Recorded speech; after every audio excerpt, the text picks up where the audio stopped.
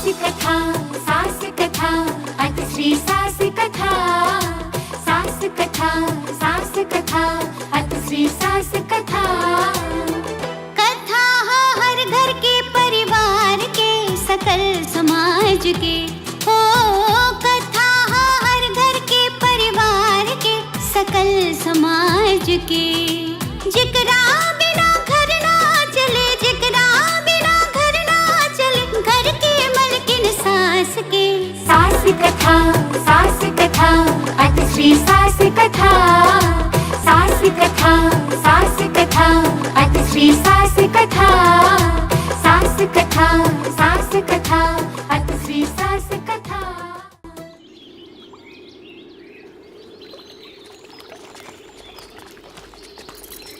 Husband जी। हाँ बीबी जी। यहाँ दूर दूर तक कुछ दिखाई नहीं खे देत। अरे तो 10 बार तो फोन कर देले बानी, अब हम का करी? उतना फोन कैले के बाद भी न भैया आइल बारे न भतीजवा आइल। हाँ लवर जी। जी सनम जी। जब केहू आइले नहीं खे तो ई सब सामान रहुए लेके घरे चली। हाँ हाँ तो जाहे के बन पड़ी। ई बेगवा बड़ा भारी बा, एमे चक्कू लगल बा गुरकाली का। हाँ महंगा के बेग बा, चक्का टूट गल ता। 1 नंबर के बाद चक्का टूट सकेला। देख हमू ले बानी, तू ठीक कहता रू। चलो चलो हाँ चलो।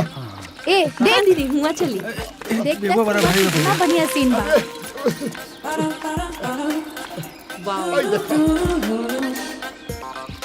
छोटे। हाँ भैया। समझमा बहुत भारी बाका। हाँ भैया भारी तो बा, लेकिन खींच खाच के झेल ले बे। हाँ। तो तनिका सा झुक। क्या करो? हाय संभाल। अरे बाप रे बाप, भैया ये तो बहुत भारी बा। अच्छा ठीक बा, हम गिर जाए। हम ही रख लेता नहीं। सेल्फी ले बतिया। आए हबी जी। हाँ बीबी जी। हम भी चल जाए। आगे जी। आइए ना एगो रील बनाते हैं। हाँ, ए भौजी आई ना। ई गांव बा, लोग देखी तो इज्जत खराब हो जाए। ना यहाँ एगो गांव बा ना एको गो लोग, कहाँ कोनो दिखता। गुड, तार भौजी ठीक कहता रही। कहाँ कोई बा? बना लो। हाँ। अच्छा लेकिन बीबी जी। हाँ। रीलवा में माथा पर तहार दुल्हा के इतना वजन देखी तो हंसी नहीं उड़ाई, तहरे नु हंसी उड़ाई। हाँ। अरे कुली नंबर 1 फिल्म ना देखनी है का? ऐसे ही बनाई रीलवा। हाँ बनाई। हाँ। हमें दोनों साथ में आई। हाँ का। बना। आई हाँ देखिए ना।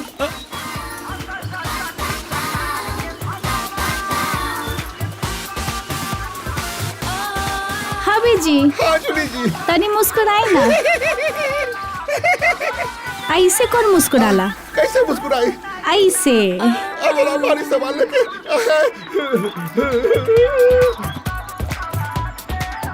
रहुआ का अलग से कहे के पड़ी का हंसेला। भाई समाने की हंसी।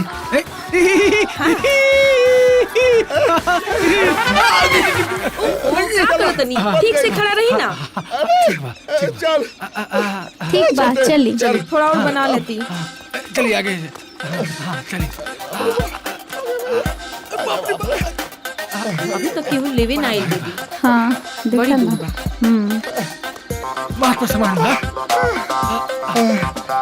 इतना दूर चल आल बानी, एको गो आदमी नजर नहीं के आवे। भैया है नहीं। हे भगवान। जुगाड़। जुगाड़? कौन जुगाड़ रे? अरे हम देखी ना देसी जुगाड़।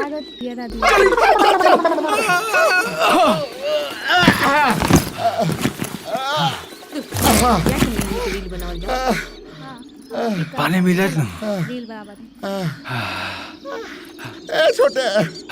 हाँ भैया।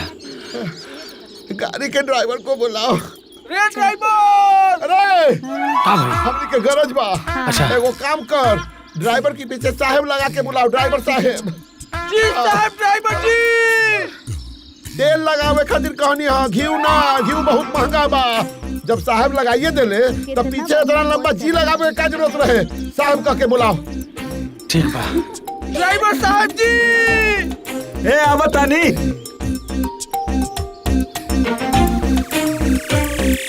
हाँ इहो काम जरूरी बा। लागो तो मैदान करता हूँ। आ गए ले। अरे वो का रहे ना, मैदान करे गए नहीं। हाँ तो जीवन में इहो बहुत जरूरी काम बा। ई ना होई त ई कैसे चली? बहुत बढ़िया। ठीक बा सुनी ना, हमनी के तरीका गांव तक पहुंचा दी। बहुत थक गइल बानी। जाके कहाँ बा? घरे हमनी के अपन घरे जाना हो, कहाँ जाए? समरेश बाबू के यहाँ जाके बा? देख छोटे, हाँ भैया, हम तारा कहले रही कि गांव के लोग ज्ञानी हो गए हो, बिना नाम बतले हमनी के नाम बता दिले। हाँ ओइजे चले के बा, ओइजे चले के बा। हमरा सब पता बा। आई बैठी, पहुंचा देता। हेलो सुना जी, आई ना बैठी ना। अब बैठो। सवारी मिल गई। अब बैठी, हम बैठी। बैठा। अच्छा उठा ली।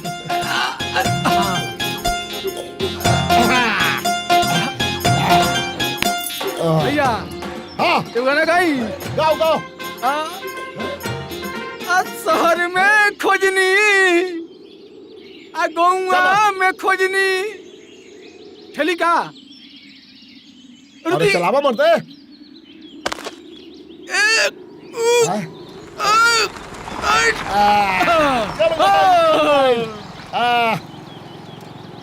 अरे रउआ हमरा नहीं जानत, लेकिन हम रउआ सबके जानत नहीं। हमर नाम हो लंगा, सारा गांव हमके लंगवा कहता। अरे लॉकडाउन के खातिर हमर चोरी चीना छोरी के धंधा बंद हो गई, तब से नया धंधा स्टार्ट खेले बानी। मतलब कि तू पहले से चोर उचक्का रहला? अच्छा भइल कि तू धंधा बदल देला, ना तो अबले ठंडा पड़ गेल रहता। बहुत अच्छा कैला। अब चला गांव घर के जरा समाचार बतावा। अरे गांव घर के का समाचार रही, सब ठीक बा। अरे 5 किलो फ्री अनाज मिलता, सब मस्ती में बा। भैया गांव के तो हो गई, अब हमरा घर के समाचार बताओ। हाँ अरे का बताए घर के समाचार भाई। अरे ऐसे बा, हाँ?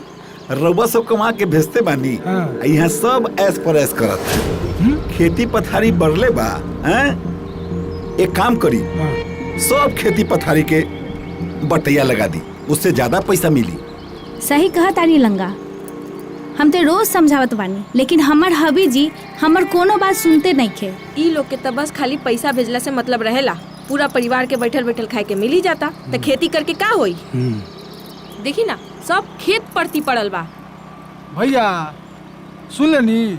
हाँ तो बहिना थोड़े बनी, सब सुनतन। हमारे नीनू सब खेत में हुंडे लाग जाई। हमनी के पीछे यही खेला होता। हाँ भैया, अरे रउआ सबसे होशियार तो भौजिए बानी।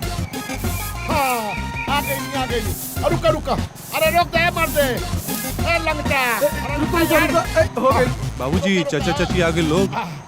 हाँ बस। अरे बाबू झाड़ू दो, आराम से। सब लोग आ गए थे। हाँ सामान उठाओ, प्रणाम सामान। चाची। खुश रहा। प्रणाम चाचा। खुश रहा। प्रणाम भैया। प्रणाम भैया। प्रणाम। ए लंगा, अरे पैसा लेके जाओ। पैसा दे दिले रही, ओकरा पूरा पैसा दे के भेजे रही तोहनी के लावे खातिर। वाह वाह वाह वाह वाह, बिना काम होखेले पल ही पैसा रहुआ दे देले बानी। कुबेर भगवान बानी रहुआ, कुबेर भगवान। ए भैया, एगो तो बाप बेटा हमके लेवे नहीं आलो, आ काम भेल ना पूरे पैसा दे देला। हाँ ढेर हरिचंद मत बना, बुझाई? हरिश्चंद्र के बात नहीं खे, घर में काम रह गई रहे, यही से भेज दे रही ओकरा के, समझ लो। हैं का भाई? का भाई? पूछे तेरे का भाई? हाँ उस तरफ आधे रास्ते पर होत रहे, आयल नहीं रहे। हमने दोनों भाई के आधा रास्ता ले सामान माथ पर रख के ढोए के पड़ा। ए चाचा, आधा काम कैले बना तो आधे पैसा पाई। ये लंगवा भेटाई ना ससुरा, तो हम एकरा से 50% पैसा वापस ले लेम। ए चाचा, हम ही आवेला रहनी है, पर यहाँ काम इतना नु बढ़ गइल कि हम ना आ पैनी। हाय देखा। अच्छा खैर छोड़ लो, चलो भीतर चलो। चलो सब। ए चाची भीतर चलो।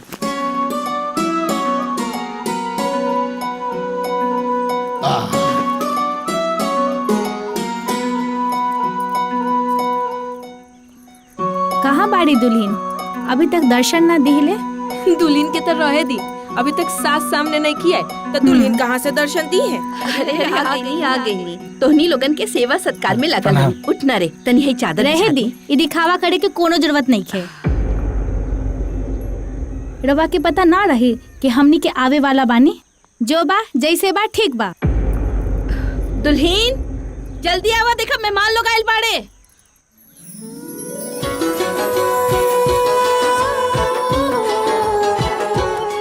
हम आवतानी। ए दीदी, ये तो बड़ा सुंदर बिया। चुप रहा। इतना बस सुंदरी रहे ना, ये घर में का करत रही। प्रणाम। खुश रहा। खुश रहा खुश रहा। खुश रहा खुश रहा। खुश रहा खुश रहा। बतावा, ई लॉकडाउन में हमनी के अपन घर के बियाह में ना आ पैनी जा। चांद जैसन सुंदर दुल्हन के दीदार 1 साल के बाद होता। ठीक कहा तरी दीदी। आवा दुल्हन आवा, पाँव पखार दा। जूली जी पैर दी। भौजी हाँ, पाँव हाँ। निकाल दो। ई ला बहू। अच्छा से।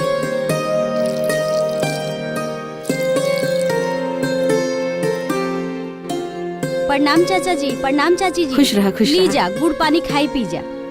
अरे बुचिया, जी चाचा जी।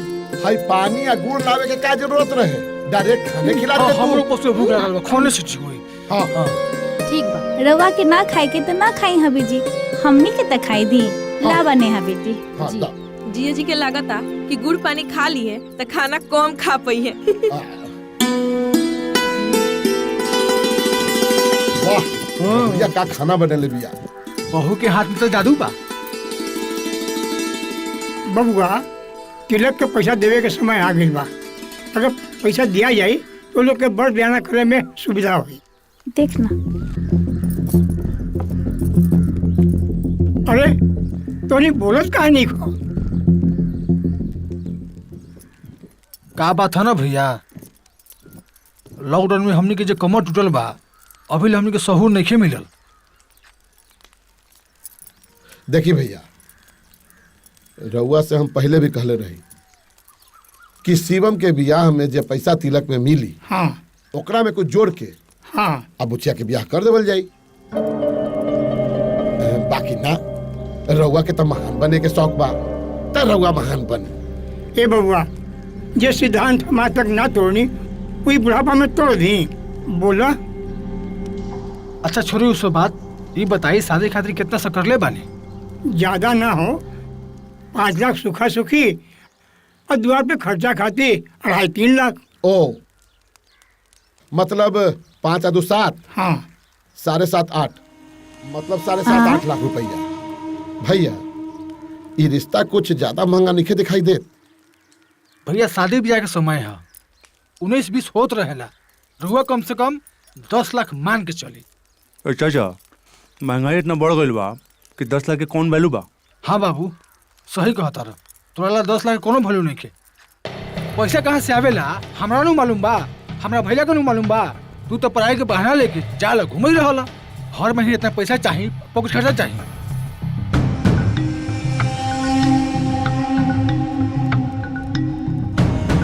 तोरा का मालूम पैसा कैसे आवेला? अरे चुप, भतीजवा के जादू बा हाथ में। अरे वो कोनो पेड़ में से जाके 10 गो पत्ता तोड़ ली, आ 1 गो पत्ता 1 लाख रुपया बेच के और 10 लाख रुपया जमा कर ली। ऐसे बचवा जाना तेरे, ये जे तहार चचा बारन न, उ तहरा से ज्यादा उम्र के नहीं खान, 2 साल या 4 साल तहरा से ज्यादा बड़ा हुई है। बाकी देख, ये उम्र में लखपति बन गई। 10 लाख रुपया बहुत बड़ा चीज नहीं खे। अरे खाला खाला, ज्यादा मान ना दिखावा। चलिए अब ठान लेने वाली तो रुआ पगड़ी के हमनी का मान रखो। बबुआ, तोहनी जैसन लक्ष्मण या भरत जैसन भाई हो कि ओकर पगड़ी कैसे गिरी? रउआ टेंशन मत ली भैया, रउआ के पगड़ी गिरे ना दे। ए दीदी देख ना। हाँ देखना देखना, हमरो गाना कितना वायरल हो गए। अरे ये निढ़ू दुढ़ू कहाँ गेल बारे? अरे कहाँ हुई है, बाप भाई लगे बैठ के अपन सुख दुख गावत हुई है। ये लोग के सुख दुख गायला से हमनी के कौन फायदा? हमनी के अपन पास से 5 लाख रुपया देवे के न पड़ी। दुल्हन, सारा काम उरिया गइल कि कुछ बाचल बा? ना माँ जी, सब काम हो गई। कुछ बात कहे के हका?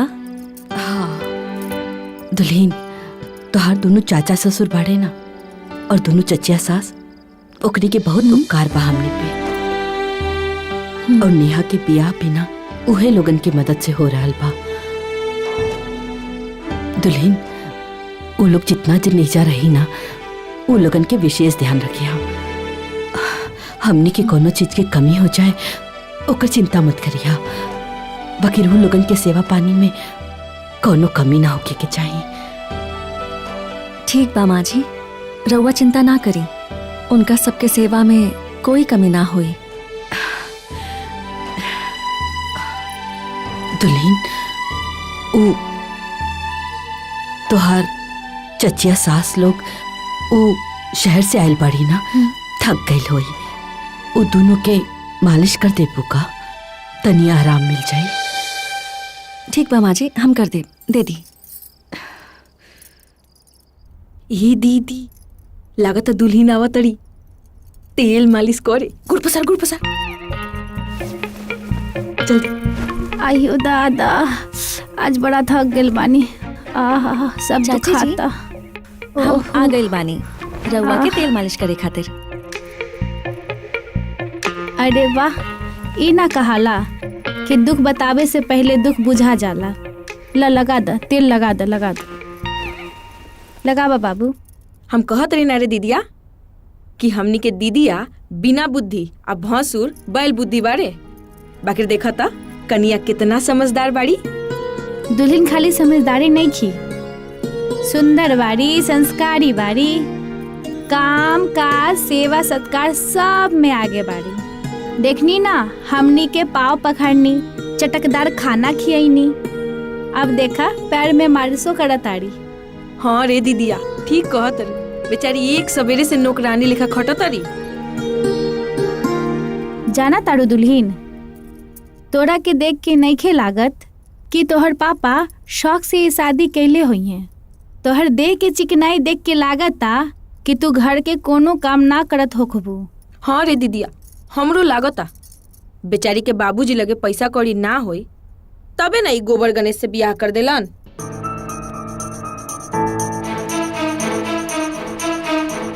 चाची जी, ई बात तो सही बा कि हमार बाबूजी पैसा रुपया वाला इंसान नहीं खे, लेकिन ऐसन बात नहीं खे कि कोनो मजबूरी में हमार विवाह यहाँ कैले बानी। हम यहाँ बहुत खुश बानी, और काहे ना खुश रहब। माई जैसन सास, बाबूजी जैसन ससुर जी, बहन जैसन ननद, और भगवान गणेश जैसन पति मिलल बाड़े। बस कर दुल्हीन, अब लाली के पैर दबा द पैर द। हाँ हाँ, लागत हमनी के बात के दुख मान गई दुल्हीन। अरे ऐसन बात काहे करतानी चाची जी, हम आप दोनों के भी माई जैसन मानेली, तब फिर आप दोनों के बात के काहे दुख लागी। हम तो बस अपन बात कहत रहनी। ठीक है कहत रुए दुल्हीन, अब हमनी के कुछ गलत काहे कहम सन। अब तू सोचा दुल्हीन, तारा ससुर के तारा पति के कुछ काम धाम करे के चाहे कि ना। हर बात खातिर, हर काम खातिर हमन ये पर निर्भर रहेलन। 1 रुपया के भी आमदनी खेती बाड़ी से नइखे हो पात। आ धान में गेहूं और गेहूं में धान। आज नेहा के शादी खातिर 5 लाख रुपया के जरूरत बा। अगर हमने के हाथ खड़ा कर दी ना, तब 50,000 रुपया के भी इंतजाम ना हो। 50,000 जे अपन परिवार में खरीदल कोई कपड़ा ना पहने। हमनी के देहल कपड़ा से जाड़ा, गर्मी आ बरसात बीतेला। ई लोग के तब 5,000 के भी लाला पड़ जाई। आ ई बार तो हमनी के तोरा खातिर भी सुंदर कपड़ा लायल बनी दुल्हीन, लेबू ना। अरे काहे ना चाची जी, हम जरूर लेब। ई ना बात भइल। आ सुना, हमनी के जितना दिन बानी जा, एक से एक बढ़ के चटक खाना खियावा। ठीक बा, अब जा दुल्हीन, तू आराम कर जा। ठीक बा, रवा लोग सूत जाई।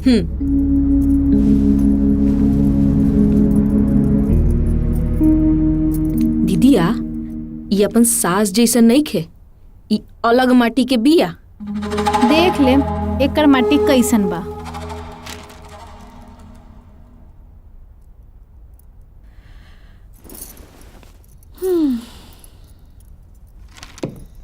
आ गई लू, हो गई चाची लोग के सेवा सत्कार।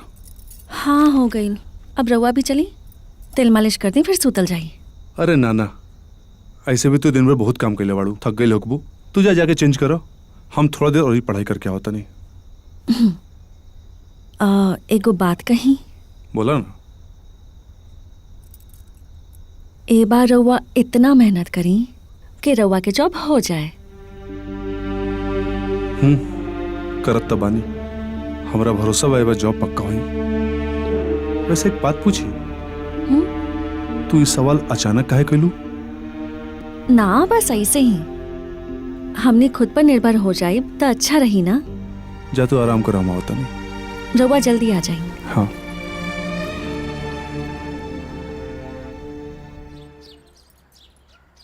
छटकी, ए मछिलकी, छटकी आ गई ले ई नाश्ता कैले। ई कहा?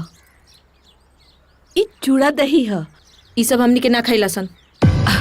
अरे उना दुल्हन रात में थक गई रहे, जल्दी ना उठ पैलस। अब उठी ना तो बना दे, तब ले खा लेना, भूखाइल होबे। ले खा ले। दुल्हनिया उठल नहीं खे, रउआ तो उठल रही ना, रउआ बना देती। घर में गैस चूल्हा बा, हमनी के आइला सन त माटी के चूल्हा फुकाए लागेला। इतना दिखावा करे के जरूरत नहीं खे। अच्छा अबे बना देता नहीं, तब ले खा ना, लेना ले एक पकड़ बार ना। करी ना, सब ना खैला। चाची जी का हो गई? हमरा से का पूछा तू? अपन सास से पूछा, कब से दही चूड़ा खाए के जिद पकड़ ले बड़ी। अरे हम जिद नहीं खे कैली, हम तो ई कहत रहनी है कि भुखाइल होबे तब ले खा ले। अच्छा ठीक बा, आज से तोहनी के अनुसार ही सब कुछ होई, जौन बोलबे ना तोहने बनी, ठीक बा? रउआ का बनाए मा का खियाब हम सब जानत नहीं। अरे तू ई बतावा, तू हमनी से रात के वादा केले रहलू ना कि हमनी के जे खाएब तू वही पे कहबू। रात गईल, बात बदल गईल। ना ना, हम तो वादा कैले रही। चाची जी लेकिन माँ जी के का गलती बा? सब गलती हमार बा। हम ही सुबह जल्दी ना उठ पैनी, ना तो रउआ सबके नाश्ता तैयार रहित। नाश्ता तैयार है, तू तो खुद टांग पसार के देर तक ले सुतल रहो। का डींग हकले रहो, चाची के सेवा करे, चाची के बढ़िया बढ़िया चटकदार खाना खियाए। तू उन्हें टांग पसार के सुतल बारू, एने तार सास चावल दाल बचावे के दिमाग लगावा तरी।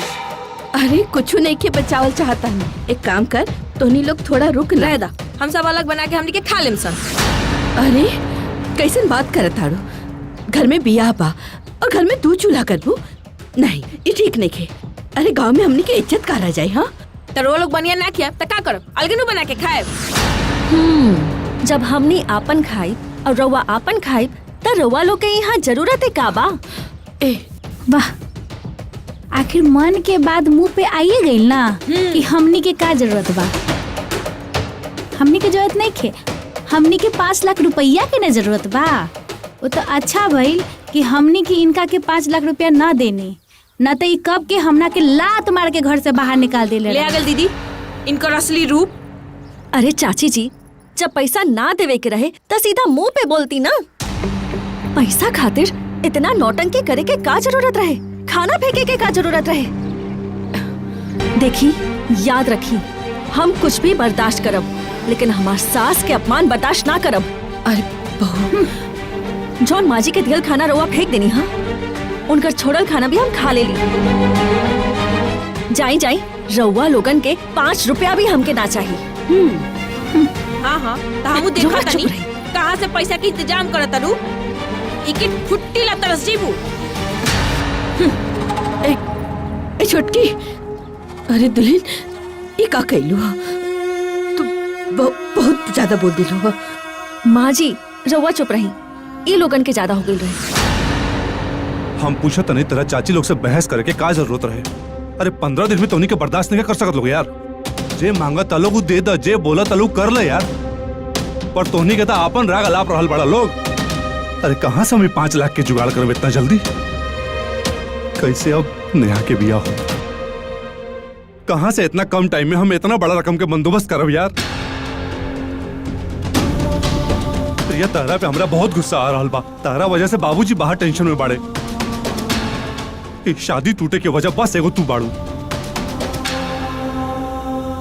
अब हम कौना मुंह से जब चाचा चाची के पास पैसा मांगेला? तू प्रिया बहुत बड़ा गलती कर दिले बाड़ू। जा अब तू बाहर जा, हमारा दिमाग खराब बा। छोड़ हमरा के अकेले।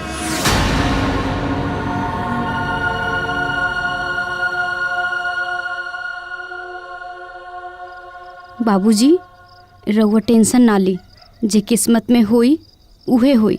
ए माई समझाओ ना बाबूजी के। नेहा बिल्कुल सही कहा दिया शिवम के बाबूजी। रवा चिंता ना करी, न तरह और तबीयत खराब हो जाए।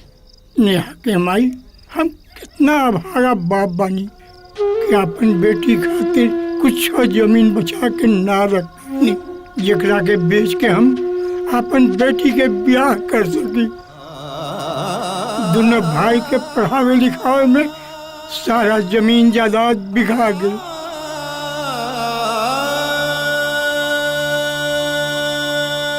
बहुत मजबूर बनी नेहा की माई, हम बहुत मजबूर बनी। अपना बच्चा सब खातिर हम बहुत गुनाहगार बनी।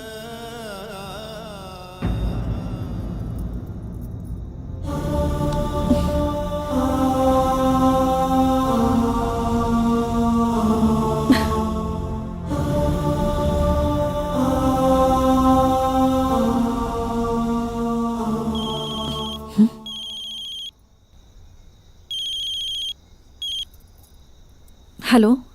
हाय प्री, how are you? Hey Bindu, I am good. तुम कैसी हो? अरे क्या हुआ तुम्हें? गुड तो नहीं लग रही। ओ हाँ हाँ, सॉरी सॉरी। हे डॉट। हाँ अब मूड में आई ना? What happened? नथिंग यार, I am just a house cleaner here. House cleaner? मतलब शादी हुई, अब मैं सिर्फ बहू बनकर यहाँ पर अपने ससुराल में हूँ, बस। अरे यार, क्यों अपने स्किल का नाश कर रही हो? कितनी नॉलेज है तुम्हें फैशन डिजाइनिंग का, तुम क्यों नहीं अपने स्किल को यूज कर रही हो? अब तो मैं क्या ही कर सकती हूँ, कुछ नहीं कर सकती हूँ अब। किसने कहा? तुम्हारी जैसी लड़की ऐसा कैसे कह सकती है? यार तुम इतनी टैलेंटेड हो, तुम कुछ भी कर सकती हो। लेकिन यार यहाँ पर उतना आसान नहीं है। मुझे यहाँ कौन मदद करेगा? मैं।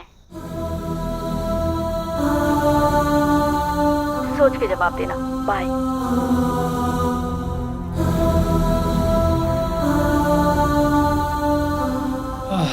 ए जूली जी, अरे गुस्सा के थू कर दी। देखी, अब हमनी के मदद ना करें तो के करी? ऐसे भी ई लड़की के शादी ब्याह के मामला बा।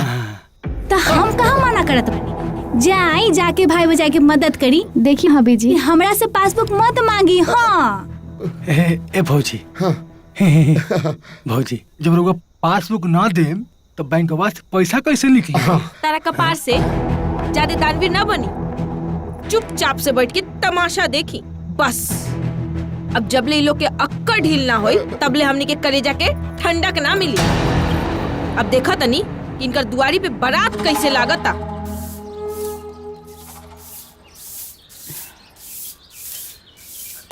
माई, ए माई, माई प्रिया घर में नहीं की? घर में नहीं थे तो कहाँ जाई? वो राती के गुस्सा में रहनी तो कुछ अनाप शनाप बोल देनी हम। तेहू बोल देले। एक तो पूरा काम वो करेले और सब केहू ओकरे के ही बोलेला। अरे कहीं तोरा चाची के बात ओकरा के बुरा नहीं लागल ना? हे भगवान, अब का कइल जाए? कहीं वो कोनो गलत कदम ना उठा ले। अरे अब खड़ा होके सोचत का बारे? जा ना, जल्दी ढूंढ ओकरा के। हाँ माई। ए माई, अगर भौजी को कुछ भइल नु तो दोनों पिशाचिनी के खून पी जाइम हम। अच्छा तू अभी चुप करा। अरे जाना रे जल्दी। जात नहीं माई, तू चिंता मत करो, हम लेके आओ तानी। हे भगवान, पता न कहाँ चल गई।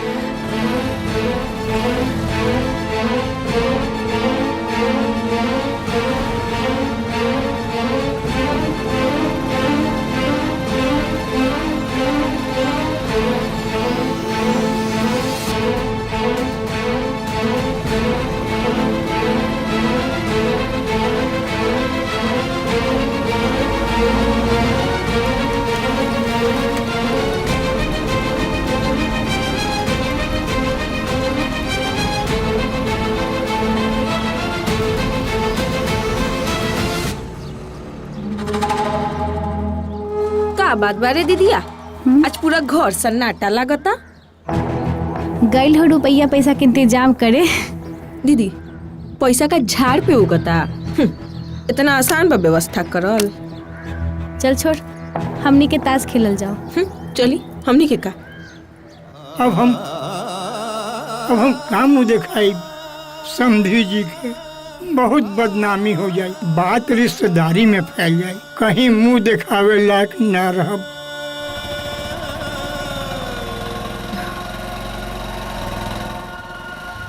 का भइल? प्रिया कहीं ना मिली। ना मिलल ना। तो ससुराली फोन लगावा।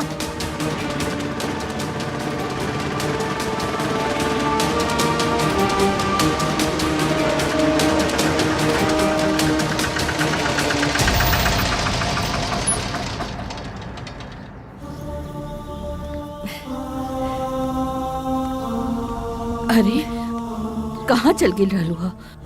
अरे मीटिंग करबा के सामान उतरबा लोग, जल्दी करिए, हमको कहीं और जाना है। हाँ अभी आती हूँ। चलो बेटा। कितना भाई? उठावा। अरे निकालो सामान। अरे निकालो। हाँ। आराम से। पकड़।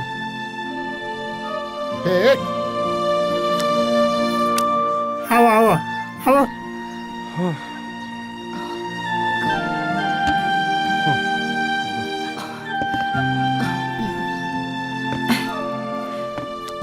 तू जीत गई। हाँ। ए दीदी चलो होने का होता का भाई? चल देखी का होता। कार दिखाओ। हाँ बदल। हाँ।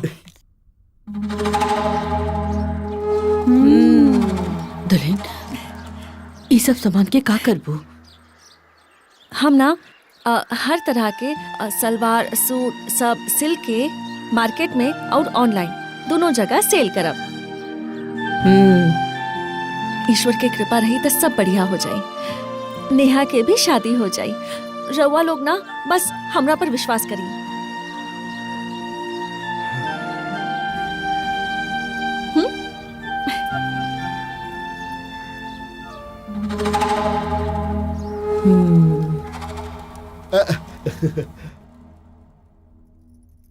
पता नहीं सिलाई फ्राई करके कितना दिन में करोड़पति बन जाए।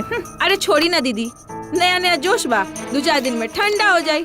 सिलाई फ्राई तो कर लिया, बाकी खरीदी के। का भइल के सिलाई फ्राई करता? उहे राड पुतो नया फैशन डिजाइनर बनल बाड़ी। बुटीक खुली। क्या हो गई? हैं? तू लोग अपन पैसा तो देवत नहीं खूब। अगर वो लोग कुछ करके आ पैसा कमावे के चाहता तो ओकरो में आंख लगावत। हाँ भैया तो सही कहता रे। सुनी ना, लवर बानी तो लवर बन के नहीं, ज्यादा लबर मत करी। ए बाबू हम कहाँ लबर करता नहीं, हम तो तार पति नु बानी हो। त पति बानी नु त पति बन के रही, मालिक बने के ज्यादा जरूरत नहीं खे। चली ई का पत्ता बदलते नहीं रहुआ। क्या कहला? चोर बानी दुनु। ना हम नहीं की। बाटी फिर से पत्ता बाटी।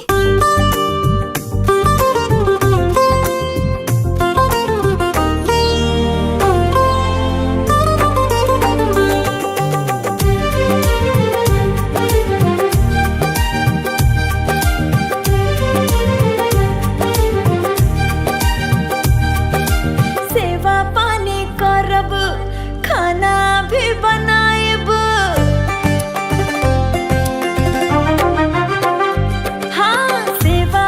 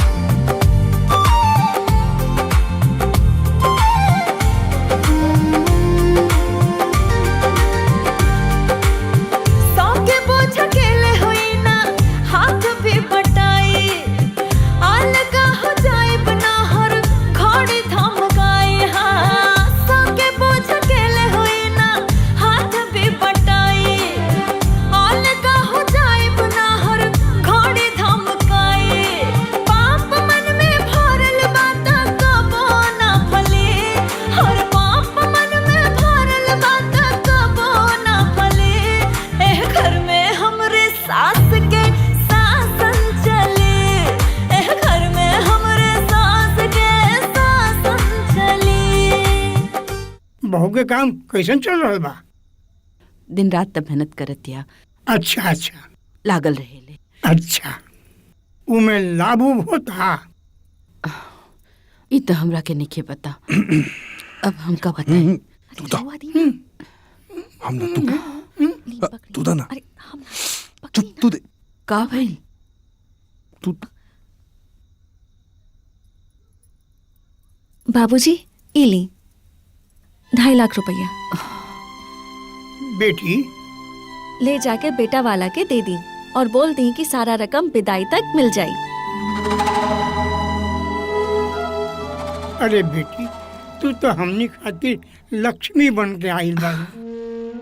अब हमार पगड़ी ना उछली। आज तो हमारा आँख खोल देलू और हम वो तरह से वादा करता नहीं, बहुत जल्द हम नौकरी पाके रहब, ताकि हमनी के केहू के आगे दोबारा हाथ ना फैलावे के पड़े।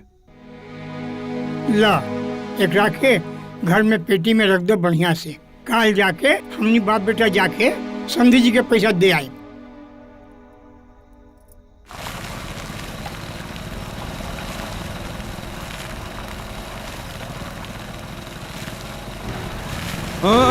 आराम से। अरे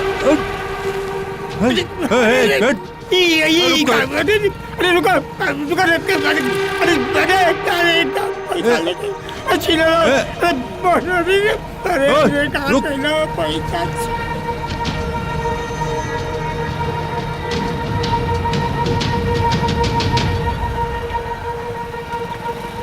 रुक,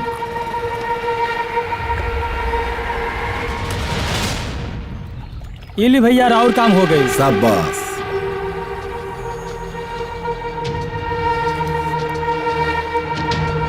धरी अपन मजदूरी। आई एरिया में दोबारा दिखिए ना तू सब, जब तक हम न कहब।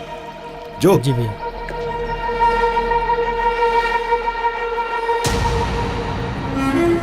अरे कब नहीं है रुआ लोग? अभी तो आवाजो न देनी हो। का भइल? पैसा तो दिया गेल ना समधी जी के? नेहा के हमारी बहू के मेहनत पे पानी फिर गई। गुंडा सब हमने बाप बेटा के बंदूक के जोर पर पैसा छीन के लूट लेलन, सब भाग गेलन लेके पैसा। पता ना हमनी के काम भइल बा कि ना भइल बा। ई तो वहाँ जाके ही पता चली। चल। चल दीदी आगे निसन। हाँ। लागत अंदरे बा।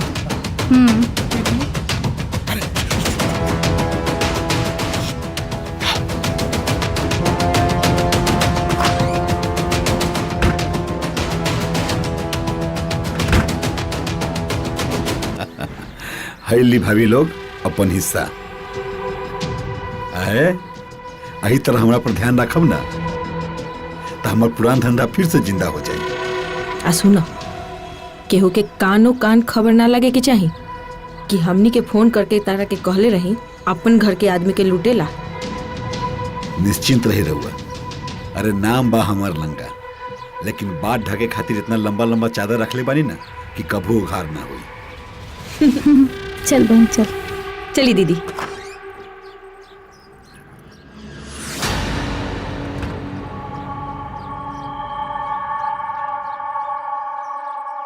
देखी ना हबी जी, आज हमने के कितना कमाई कैले बानी। कितना कमाई कैले बानी। वाह। अरे चंडालिन, कमीनी, कुत्ती, तहरा तनिको शर्म नहीं खावत। ई कहे में कि तू पैसा कमेले बारू हैं? हमरा भाई या भतीजा के मरवा के ओकरे पैसा छिनवा देलू। ते का करी सन? तोनी जैसन भाई भतीजा के मदद करी सन। तोरा का दूध से तोरा में डाइन में का फर्क रही रे? अरे छोटे, एहनी के थप्पड़ से ना सुन जा। डंडा हाँ मिल गई। आज के बाद शकल मत दिखाइए, कहानी से रिश्ता खत्म।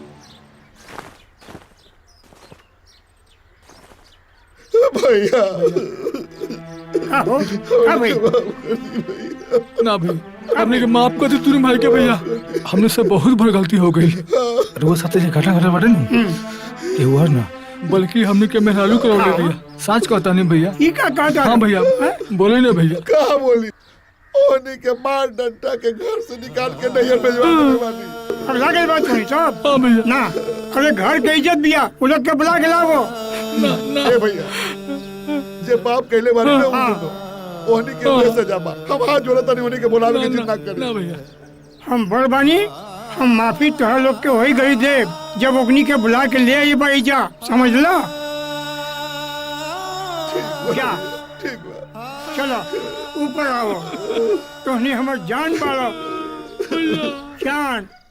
ए चाचा, हम हो सोचता नहीं कि तोहनी के संगे शहर चल चली और वही जने चल के कुछ कमाई धमाई करब, कुछ नौकरी वोकरी हमरो लगवा दिया लोग। का बोले जरा एक बार फिर से बोल। शहर जाए के बोलता नहीं, अब यहाँ रह के का करब, हमहू कमाए अब। ई बात के दोबारा अपना जवान पे मत लइए। घर में बूढ़ा बुजुर्ग बाबूजी बारे आई बारी ई सब के ख्याल के रखी। तू एजा रह के पढ़ाई कर और बाबूजी के आ माँ के सेवा कर।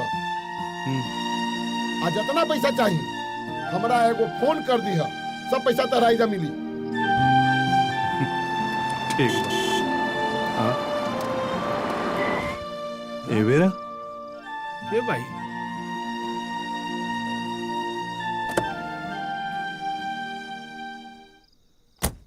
होखे वाला समझी जी बरन।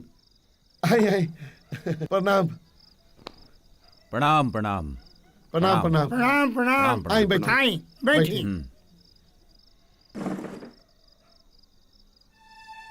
और सब सब बढ़िया। अच्छा अच्छा। ए शिवम, अरे समझी जी खातिर चाय ले आवा। और बताई। हमरा सब पता चल गई बा समझी जी, यही से तो हम आईनी है मिले खातिर रउआ लोग से। देखिए हमार बात सुनी, हमार बेटा एकदम दहेज के खिलाफ बा। हाँ। अगर रउआ रकम लेके हमरे दुआरे पहुंच गए रहती ना समझी जी, तो हम बियाह ना कर पाती। देखी हमार बेटा दहेज लेके शादी करला से साफ मना कर देले बा। अब बताई। अरे समझी साहब, हमनी के दहेज कहाँ देता नहीं। हमनी अपन बच्ची के खुशी खातिर जे बुझाऊ दे ऊ में रउआ ना डाके है।